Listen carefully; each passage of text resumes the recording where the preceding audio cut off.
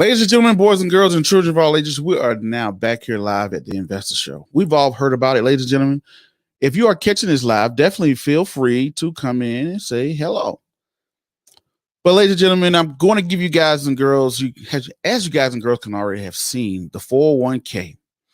We've all heard about the 401k plan. It's been, I'm 36 years old, so it's way beyond my age. I've been doing much studies about it throughout my financial career of education and things like that. We talked about 401ks and Roth IRAs and retirement plans here on the Investor Show, ladies and gentlemen. But I will have to tell you, I want to say about 2 weeks ago, I was sitting at home. Was it a week or two ago? I was sitting at home and I was flipping through Netflix. It was it was a documentary called Money Explained. And I'm sitting there on Money Explained.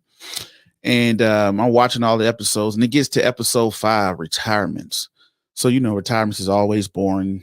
Most people think, but I'm weird like that. That's what I spend my all time doing. So looking at it, and then they get to the conversation of the 401k. When I see the conversation of the 401k, it intrigues me. They have the father of the 401k come in and who set the framework and the groundwork for what we know today as the 401k. So when I saw this, I said, wow, Ted Benna, this guy's a legend. Man, I would love to meet him. How do I meet him? How do I find him? And with a little research and a little reaching out, I found him. So ladies and gentlemen, he's here today. So today we're going to have the father of the 401k, Mr. Ted Benna. He's going to talk about creating the 401k, what has gone different with the 401k, and all those great things. This 401k all today, what he's going to talk about, retirement in the new system. A lot of y'all have 401k, so y'all may want to tune in. So, and also, you're going to have prizes here. So we're going to give away some prizes today for people that are tuning in live. And if you are catching the playback, you can catch the playback as well. Well, without further ado, I know you guys and girls are not tuning in today to see me. You're here for the man, the myth, and the legend, Mr. Ted Benna. So y'all give him a nice round of applause as he comes in.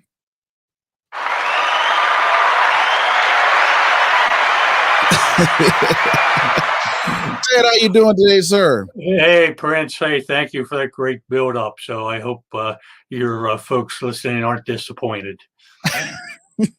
Definitely not disappointed. I'm glad, I'm honored to be here with you. Like I told you before we came on, I definitely want to get an autographed book from you. I definitely will be reaching out for you to make that happen for me. I'm just honored to have you on, and honored to hear the man, the myth, and the legend behind what we know today as the 401k. So how are you doing? And can you tell us a little bit about yourself? Who is Ted Benna out there for everybody who doesn't know?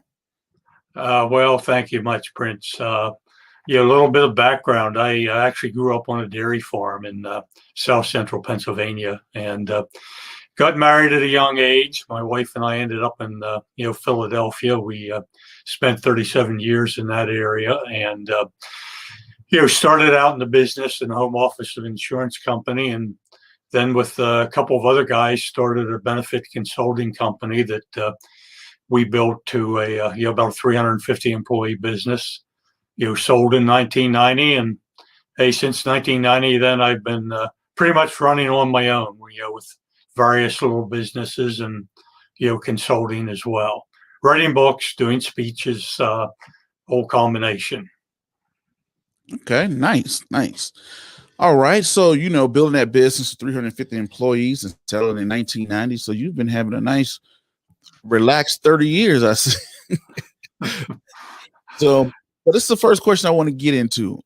The first question: why and how did you create this whole idea of 401k? Now, of course, they say if the running theory is that one day you was reading tax documents and you got down to the 401k section, you got to the 401 section, paragraph K, I think it was, and a bulb went off and said, oh, 401k. I got it. Is that how it happened, Ted?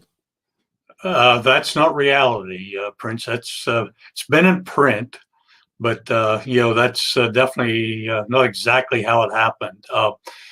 The legislation that added that paragraph to Section 401 was passed in 1978. I wasn't involved with the legislation, but I knew it.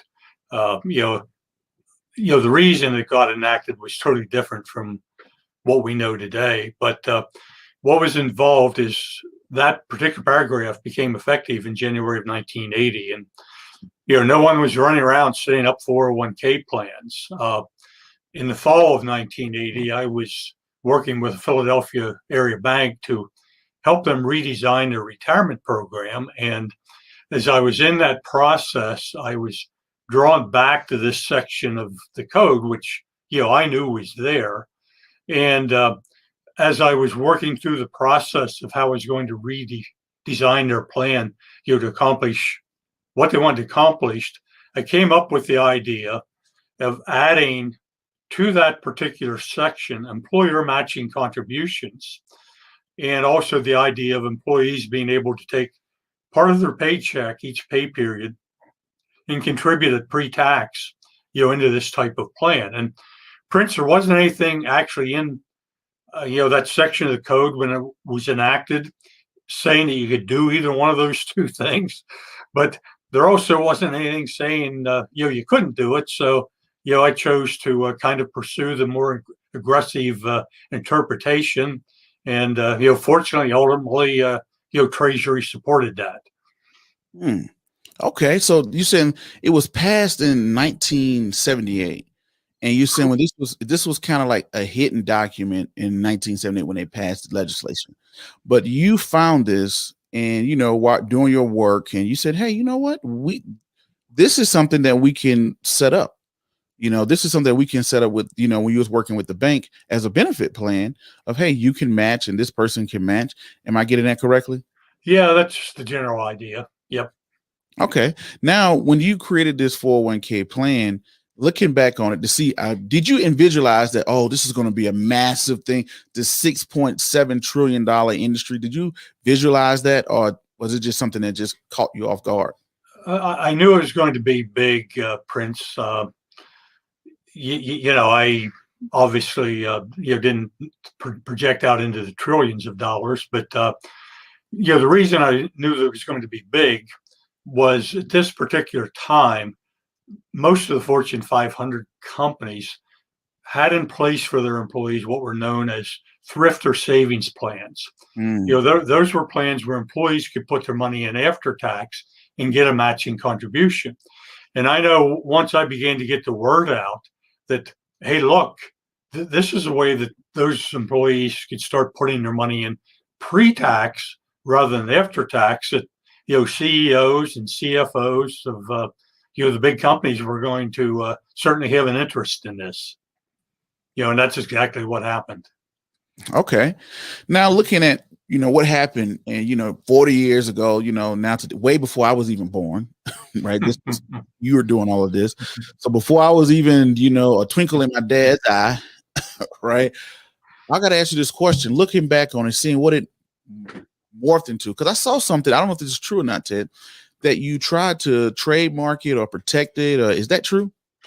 Yeah, that is correct. We asked a Philadelphia lawyer if we could do that, and we're told we couldn't. And I learned two things from that experience. One is we weren't talking to a copyright or patent attorney, which was a mistake. But the other thing I learned is that, hey, when you ask an attorney a question you get a no, you should probably look for another attorney. But kind of a little interesting side story off that. I was doing an NPR interview years ago. I was asked that question, and kind of off the top of my head, I just said, hey, look, it would be all right if each participant sent me a quarter. And there were about 30 million participants at the time, Prince. And so that would have been okay. And about a week later, I went and got my mail out of the mailbox, and here were two envelopes with quarters in them and one with a 25-cent check. So those people actually tracked down my address and sent me the 25 cents. Nice. That's okay. That's pretty funny. Now I got to ask you this, you got a pretty good sense of humor too, so I like that, Ted. Now I got to ask you this question. Looking back on it now, knowing what you've seen now, is there anything, how would you have done it differently? Is there anything you would have done differently besides talk to a different lawyer? Well, no. It's worked out well. Probably it's a blessing that I didn't get the copyright patent. Probably gotten too much money and done goofy things, if that happens. So, I'm not really disappointed that happened. The most rewarding thing about the 401k from my personal experience, Prince, is it's been a great way for middle income workers to save for retirement. That's who it really benefits. Those earning between, 30 and $150,000 or so. And the biggest value of a 401k I've learned over the years is it helps turn spenders into savers by making that the first priority, because it comes out of your paycheck before you get your grubby little hands on it and you're tempted to spend it on something else. So help me do that and help millions of other workers accomplish that. And I like that how you said it turned spenders into savers, the average American. So definitely congratulations on that. Congratulations.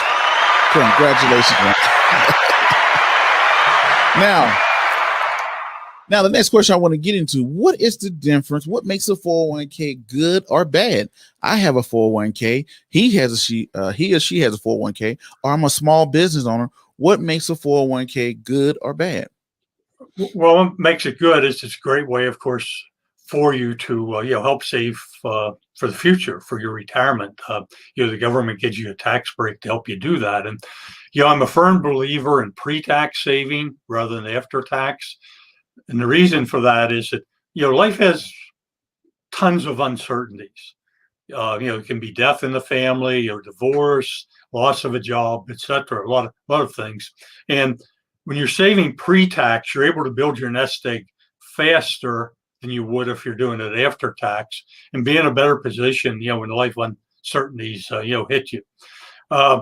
The thing that bothers me about 401k, the most, actually two things. One are fees. Many participants are paying too high fees.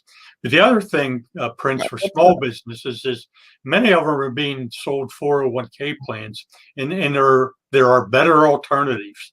I focused quite a bit on that over the last 3 years, and so my push to small businesses is hey, make sure you check out the IRA based alternatives before you get into a 401k plan. And I actually, for $100 fee, will help a small employer work through the different alternatives, and help them decide what might be the best type of program for them. Okay. Now, I didn't want to cut you off there, but the fees, what are good fees and what are bad fees? Well, the best fee arrangement, if you're a participant in a 401k, is that the only fee you're paying is the investment fee charged by the investment company where the money's being invested, whether it's Fidelity or Vanguard or wherever. The problem is what has happened over the years, and I've detailed in this, this in the last book that I published, which was 401k 40 years later, covered the history of fees in there. And what has happened, particularly for smaller employers, there have been layers and layers of fees, that are imposed. And, I run into examples where participants are paying, in a 401k and small plans, as much as 2.75% a year, and that's just outrageous. When they could be investing for as little as 0.25% or 0.5% rather than 2.75%. Okay. Now, for ladies and gentlemen, we're going to take a quick break here, and we're going to drop a gem. He just mentioned his latest book, 401k 40 Years Later, where he talks about the fees of the 401k that he created, that he saw that was astronomical. So what we're going to do right here on the Investor Show, ladies and gentlemen, if you are catching this live, if you comment below, if the first two people to comment below, Ted Benna, that's Ted, T-E-D, Benna, B-E-N-N-A. Well, if you comment out the first two people that comments our guest name, you're going to get a free copy sent to you, 401k 40 Years Later by Mr. Ted Benna. So comment below. If you are catching this live, comment below Ted Benna, the first two people, you're going to get a copy of 401k 40 Years Later. And if you are catching the playback and you're the first ones to drop the comment, send me an email to the address that is shown, Prince, Prince, at children'sfinancialliteracy.org. So again, the first two people to drop Ted Benna will receive a free copy, courtesy of the Investor Show, 401k 40 years later, or send me an email to Prince at children'sfinancialliteracy.org. That's congratulations. Oh, okay. Congratulations, Casey Peterson. Congratulations to you.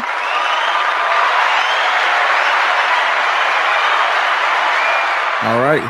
Casey Peterson, you have won a free copy. And I don't know what your name is. Hey, Sharks, you said Ted Benna. You're going to get a free copy as well. So Casey Patterson, Casey Patterson. And also, Hey, Shark, please email me with my email address that I was shown. I'm going to show it again. Where's my email address? Of course, it's the one to show it when I need it. But here, send me an email to Casey Patterson and Hey Sharks to Prince, Prince, at childrenfinancialliteracy.org. Please send your name and an address because I need to know a place to send it. Please send your name and address, and I'm going to send you a free copy of 401k. You know what, Mr. Ted Benna, can we get him signed? I would be glad to do that, Prince. You're going to get an autographed copy.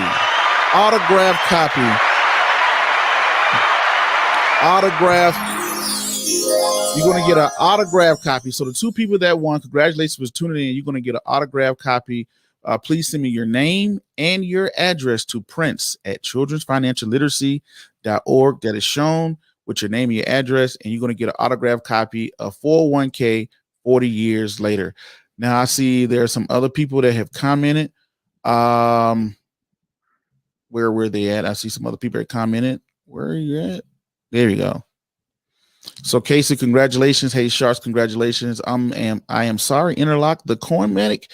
You were not one of the first two. And my guy Max B, he said, thank you for the gems, Mr. Benna. Okay. All right. So those two people, we had to take a quick break there. And congratulations to y'all. You're going to get autographed copies by the legend himself. And I'm definitely going to grab me a copy as well. So let's keep it going right along, right? Now, you spoke about the problem being with fees that you saw with the 401k plan. Now, I got to ask you this question. You spoke about fees and management and things like that. I got to ask you, what do you think of the RIA industry, the retirement investment advisor industry that are housing, professional advisors that are registered either with the state or the SEC that are managing pension funds? How do you feel about that industry, past, present, future? Or if you have any thoughts?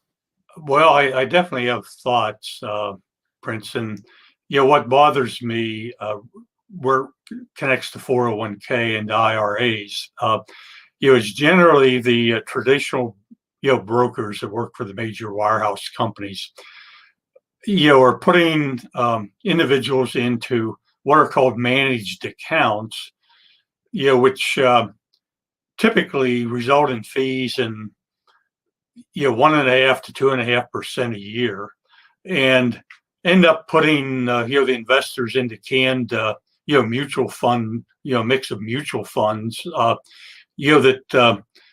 those same investors could get for as little as 0.15% or so.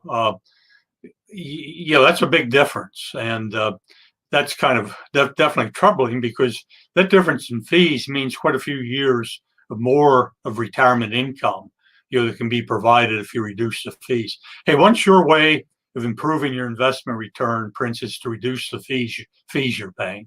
Know what you're getting for those fees. They may be worth it.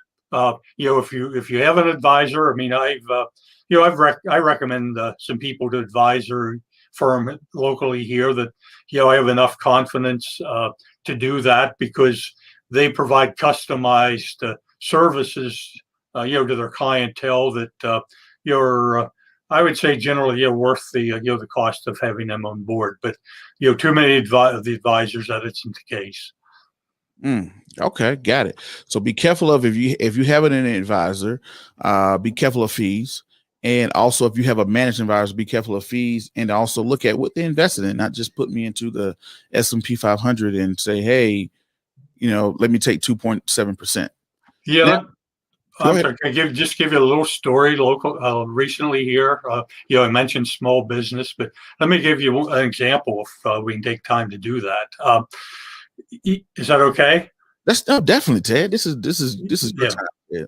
Yeah. yeah. I bumped into a web designer and a few months ago, and was talking to her about doing work for me, and she'd successfully built a web design business and netting about 65,000 a year.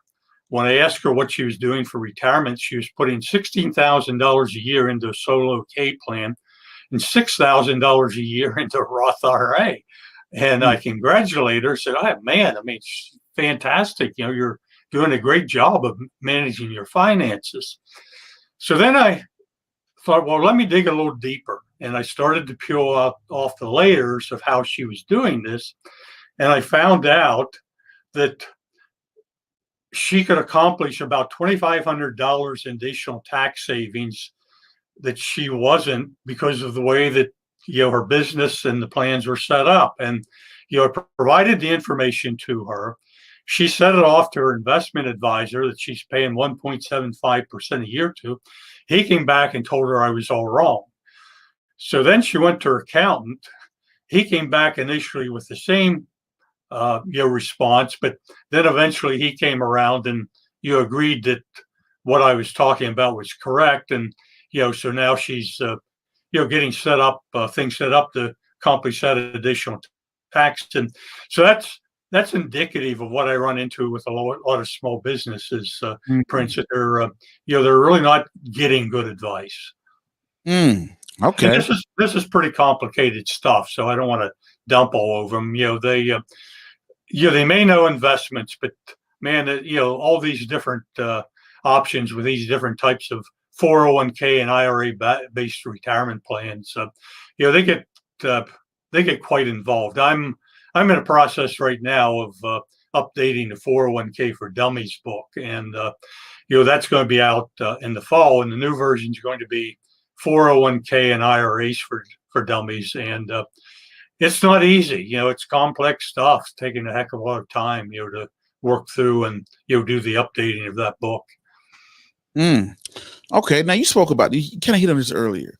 Small businesses alternatives to 401ks. You kind of touched about it. You kind of you advise small businesses ways to. What are some other alternatives to the 401k? Well, I found two ways of being able to do a payroll deduction IRA, and I don't know anybody, frankly, it's come up with that possibility. Prince, this was kind of another example where I was kind of putting my brain to work here to say, well, how can we do something better for small employers? And then, there are two other alternatives. There's a SEP IRA and there's a simple IRA. They've been around for a while. And it's not hard to get general information about those programs. You can get that online from most of the major financial institutions. But what they don't really dig deeply into it is how to do it and why you might do one versus the other. That part, I don't really know anybody out there that's providing that kind of support. And the major reason for this, Prince, is these little businesses with 10, 15, 20 employees, and owners are earning $75,000 to $100,000 a year or so. They're not just that attractive of a prospect for the the major financial organizations or the financial advisors. Okay, so small business do have alternatives. Now, Ted, a lot has changed since the 80s. I'm guessing. I read some books, saw some videos. A lot of things have changed since the 80s. One is being accessibility to the market. A lot of people have access. People have phones now. Another one is being affordability. Now people, fees are practically gone away for retail brokers. Anybody can pick up a phone and start a Robinhood or, all the big broker houses, TD Ameritrade, Interactive Brokers, all those guys have pretty much gotten away with fees. We live in a world of where we have a lot of information. People can now, they don't have to watch a TV show. Now they're getting things like this directly streamed to their phone, where they're getting ready to hear. They can hear from Ted Benna across the globe right now. So people now have more access. People have more influence now to investing. And some people feel like the 401k is obsolete now. They're like, hey, you know what? Look at cryptocurrency. I made 200% last night. Look at, I can option trade. And you got a plethora of information with, hey, just trade options and I'll show you how to become a millionaire overnight. Oh, buy this, you'll be a millionaire overnight. Buy that, be a millionaire overnight. Your 401k is crashed. You can't touch it until you're 59 and a half. You got to put money into it. Then you're going to get a bunch of index funds. It doesn't work. What do you have to say? Or what do you think maybe went wrong with the 401k? Okay, well, first of all, let me just mention the fact that with a 401k or an IRA, you have the opportunity to invest in anything that you can invest in, like the other stuff that you're talking about. Mm-hmm. It doesn't need to be limited to mutual funds, okay? So, that for sure doesn't make it obsolete by any stretch of the imagination. The other issue, of course, I'm a skeptic when it comes to the hot get rich quick stuff. Okay. Hey, it works for some people, if you hit it right, it works. But, there's a recent Netflix series, was on. You ought to look at that one, if you're tempted to jump into that kind of stuff. And, they did a good job of going through, the Ponzi type of schemes, including one of the cryptocurrencies. So, you got to be cautious. Greed and fear are, two real problems when it comes to investing. They can really do a lot of damage. Okay. Now, we spoke about the small business alternatives. I got to ask you this question. Does Ted Benna have a 401k? And if you do have a 401k, do you like the way?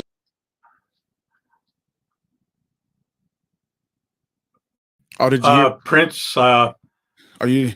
Yeah, I was saying. I'm 79 years old. I mean, I'm not contributing to a 401k. Oh, I mean, I know that. Did I lose you? Yeah. I mean, not age wise. I know, you're past you're 79. You're past your 401k days. They would have made you, require distribution. But did you have one? Well, definitely. I mean, the first 401k plan, savings plan in the country, was our plan that we set up at the consulting firm I was at, back in 1980. And, I'd been putting money into that pre-tax for years, and it was tough to do because we had 4 children, had a significant enough mortgage, and I wouldn't have been able to do that on my own, if it didn't come off the top first. And hey, for years, I certainly contributed to that plan. And then, later on, after we sold that, I set up a plan for a company I had after that. And definitely for a lot of years, put money into a 401k plan. Certainly thankful I did that. And I've never run into anybody, by the way, who's told me, I wish I hadn't put my money that I put into a 401k plan. I was visiting a brother this week who's been, given probably only a month or 2 to live. And fortunately, one of his daughters is there right now, able to take care of him. And she retired in her early 60s and just said, I wouldn't have been able to do that without my 401k. Okay. Now, that's a great idea. I want to make sure, what do you thought about the 401k? Now I got to ask the question, what is Ted Benna investing in? Do you have any cryptocurrencies, Mr. Benna? No, I don't. You don't have any crypto? Okay. Don't have any.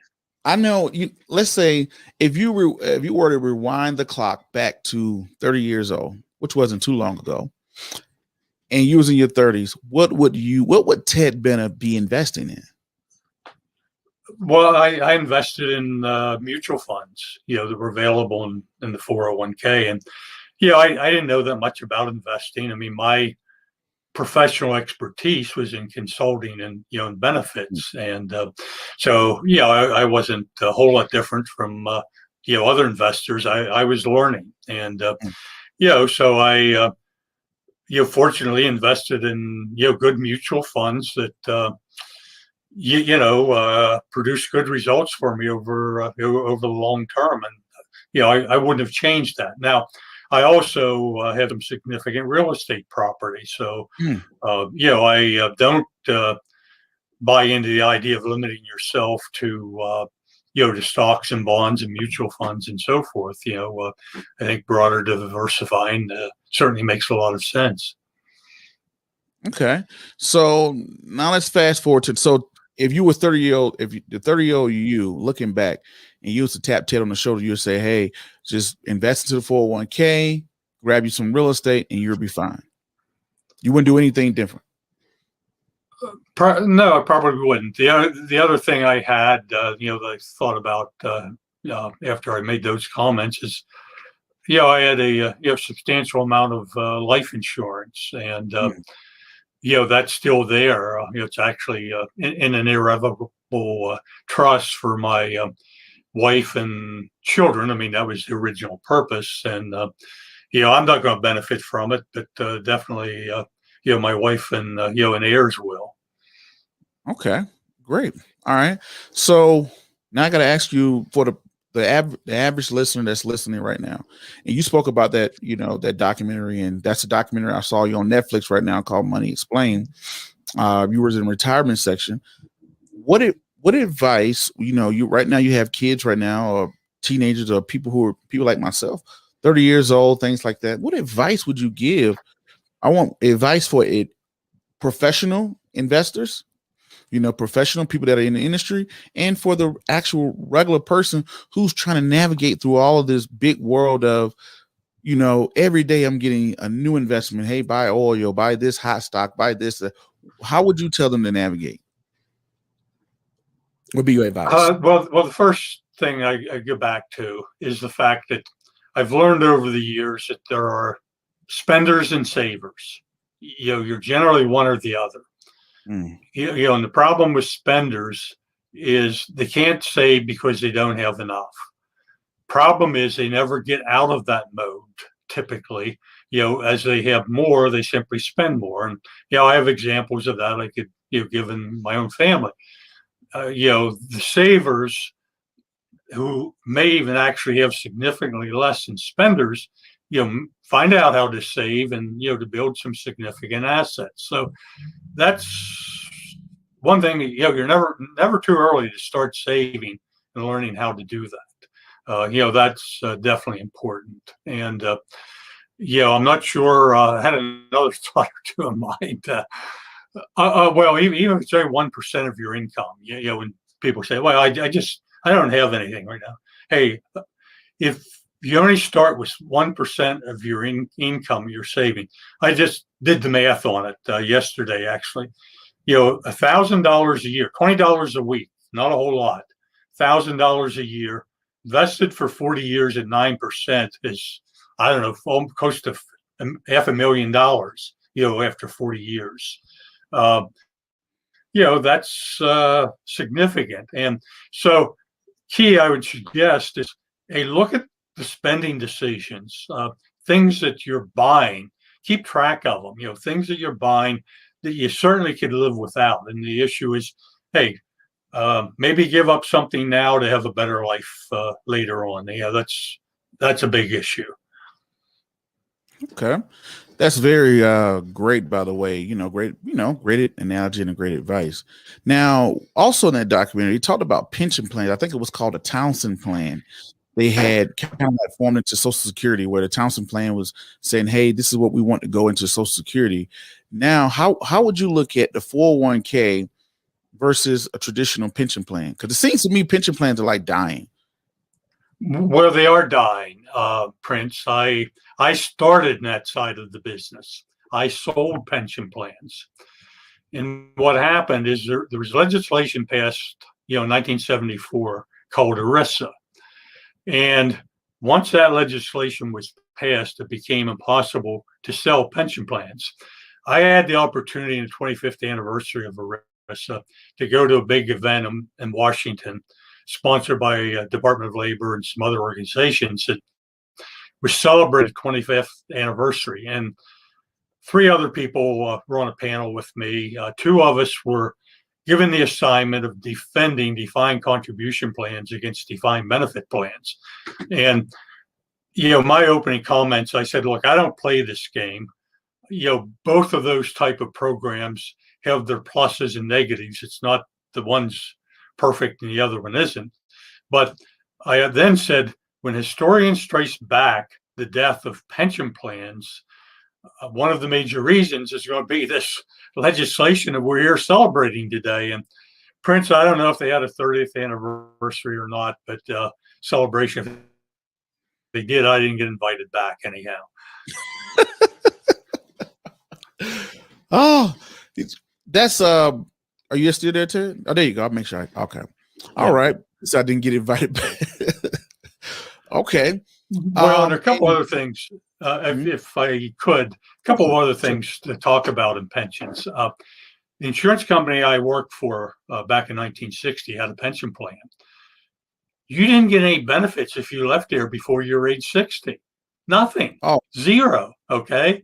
And that was true at most companies.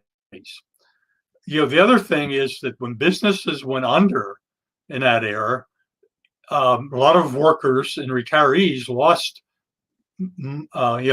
significant part or maybe all of their pension benefits. So the legislation that was passed in 1974 helped that short term by putting in place something called the Pension Benefit Guarantee Corporation. So when that was enacted, businesses that went under, there was a backstop there to help provide benefits, to employees that were otherwise been lost. But the problem was that legislation added a provision that when a company failed, that entity, Pension Benefit Guarantee Corporation, could take part of the corporate assets, to help, recover some of the money they were going to front. And as a result of that, accountants told businesses, look, if you don't have a pension plan, don't go into one. And then there's something else historically that's important here, and it applies to Social Security. It applies to state governmental plans, military pensions. You're a Navy guy, and I give you a lot of credit for that. Private pensions, all of them, unfortunately, have legally operated from the beginning by being able to promise benefits that haven't been properly funded. So participants in these programs who think, they're in a much more secure position than they are in a 401k really aren't. They have as much investment risk. Don't know it. That's that's a reality. Wow. That's a very good. So people are promising things that they don't even have themselves. Well, the employers are. I'll give you an example. Employers. I helped an individual who was retiring not long ago from one of the local oil gas companies in this area. And he's an average guy and helping, and his wife's a teacher in the school system, and they're retiring in their early 50s. And so he is covered under what's called a cash balance plan. That's a type of pension plan, that major companies still have. When I go at his what's called summary plan description, the thing that tells you about these type of plans, and I read it, it has a paragraph there that says, you have an account, you get a statement each year that shows credits that are being made to your account, but it's not a real account. Okay, it's not a real account. We don't actually have to put the money into this account. And the money may or may not be there. Wow.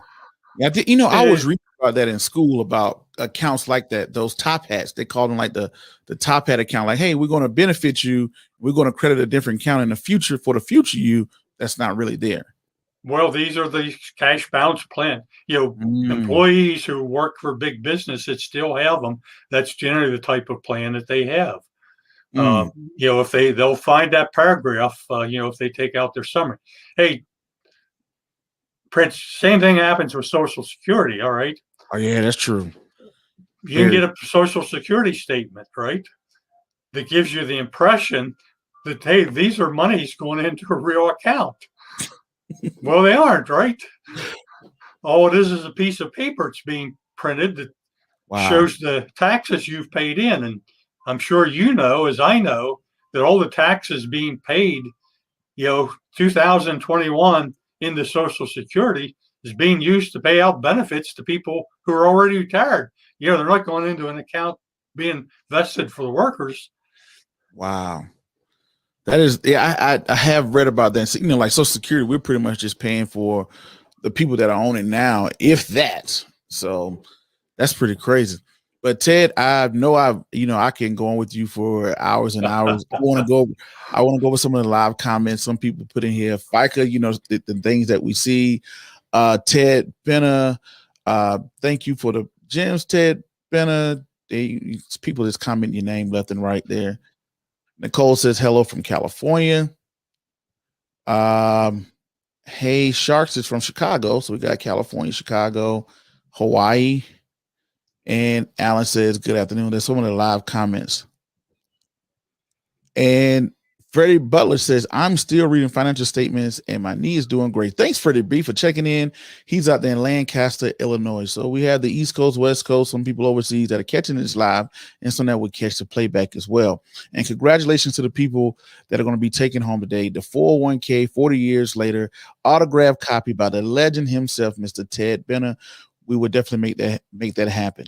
So, anything you want to say before you get out of here, Ted? Yeah, actually, Prince, I've tried to be humble about this over the years.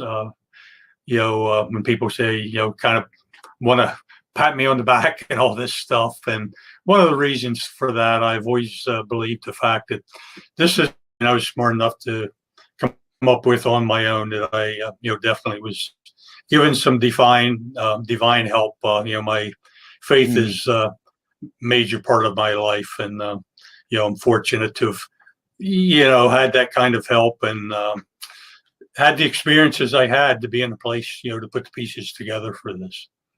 He's giving it, he's giving the praise to his divine help that helped him create the 401k that's turned a lot of spenders into savers. So Ted, I want to say thank you for coming on. I got to ask you this question. Will you come back on? I'd be glad to. Sure. Glad to come. We definitely got to have you come back on when you do your Roth IRA 401k for dummies. But I definitely will be getting to you to get those autographed copies. I definitely want to say thank you for coming on. Anybody out there, check him out. He's on episode 5, Retirement, on Money Explained. Very good documentary. I'm weird like that. That's what I do on my all time. So, definitely thank you for being on. Definitely enjoyed having you. We would definitely be in contact. All right. Thank you, Prince. All right. Ladies and gentlemen, boys and girls and children of all ages, until the next video, podcast, cartoon, or whatever else you see me do crazy around the globe. My name is Prince Dykes. This is the Investor Show. Peace, be safe. I'm out, and thank you.